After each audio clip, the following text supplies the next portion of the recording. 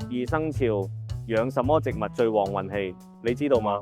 趕緊按讚收藏，轉發給身邊人。屬羊和猴的朋友可以在客廳中擺放一盆蓮花，幫助保持清醒的頭腦，更容易達成目標。生肖兔的旺運植物是桃花，不妨添置一盆桃花，最直接催旺你的社交運和戀愛機緣。而生肖龍和蛇的旺運植物是蘭花，擺放一盆蘭花能提升氣質與人緣，吸引貴人相助。生肖雞的旺運植物是向日葵，家中擺放向日葵可以吸引正向能量，帶來光明與樂觀。生肖牛和虎的開運植物是百合，百合寓意吉利，亦能幫助促進人際關係的和諧，讓諸事順利。生肖馬的開運花卉是滿天星，在家中客廳擺放滿天星，微小但數量多，凝聚眾多，貴人默默支持，積少成多。生肖鼠的催旺植物是康乃馨，擺放康乃馨能增強你的親和力，